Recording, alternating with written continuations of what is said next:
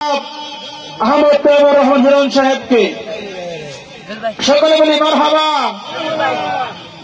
আল্লাহ পাক এই শুভেচ্ছা বিনিময়কে কবুল করে সকলে বলি আমিন। সম্মানিত উপস্থিতি এ পর্যায়ে সংক্ষিপ্ত আহমদ তৈয়বুর রহমান হিরণ সাবেক চেয়ারম্যান গৌরীপুর উপজেলা পরিষদ, ওনাকে ওনার সংক্ষিপ্ত বক্তব্য পেশ করার জন্য সবিনয় অনুরোধ করছি।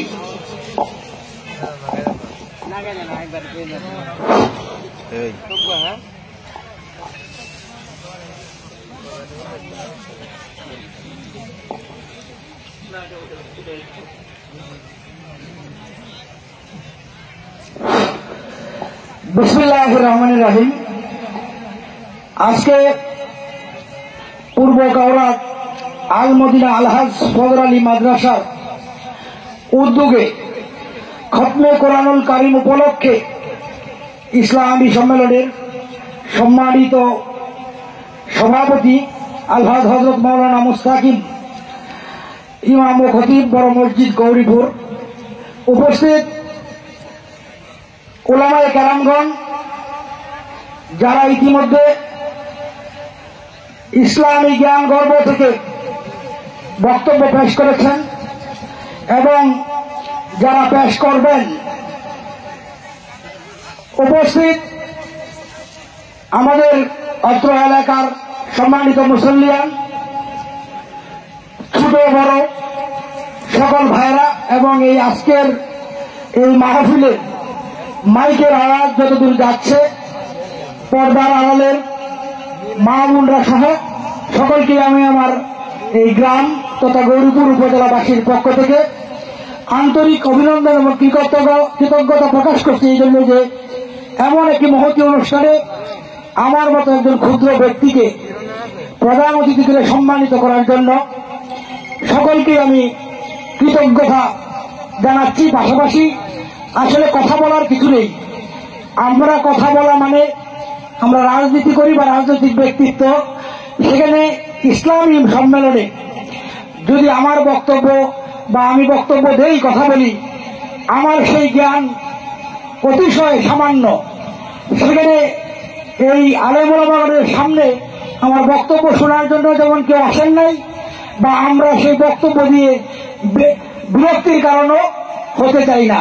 এটা কি আসলে বিরক্তির কারণই হয়? তারপরেও যেহেতু সম্মানিত করা হয়েছে, অতিথি করা হয়েছে, কথা বলার জন্য সুযোগ দেওয়া হয়। কথা একটাই, আমার জন্য সকলে দোয়া করবেন।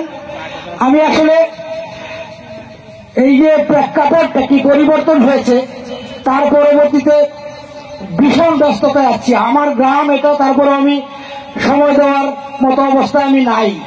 পাশাপাশি আপনারা জানেন যে আমার ছোট ভাই ইউনিয়নের চেয়ারম্যান, সেও দীর্ঘদিন যাবৎ কারাগারে, তাকেও যাতে মুক্ত করে আনা যায় তার জন্য দৌড়াদৌড়ি করতে হয়, এবং তার যে চেয়ারম্যান ছিল সে এলাকার জনগণ, তাদেরও বিভিন্ন সমস্যা আমাকে দেখতে হয়। পাশাপাশি অন্যান্য রাজনীতি, গৌরীপুরের রাজনীতি বা জেলার রাজনীতি, সেগুলো তো আছেই।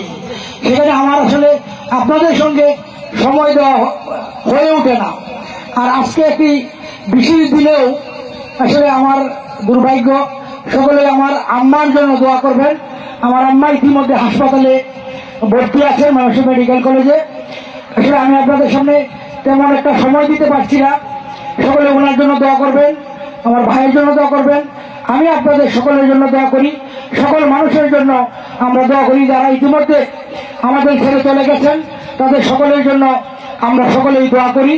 সেই আপনাদের সকলের সুস্বাস্থ্য এবং দীর্ঘায়ু কামনা করে, এবং সকলেই যাতে এই আজকের অনুষ্ঠানে যা শুনবেন তা আমল করার জন্য করার মনমানসিকতা আপনার ভিতরে তৈরি হয়, এবং সেটা আমল করলেই আমরা মনে করি যে এই মাহফিলের সার্থকতা হবে।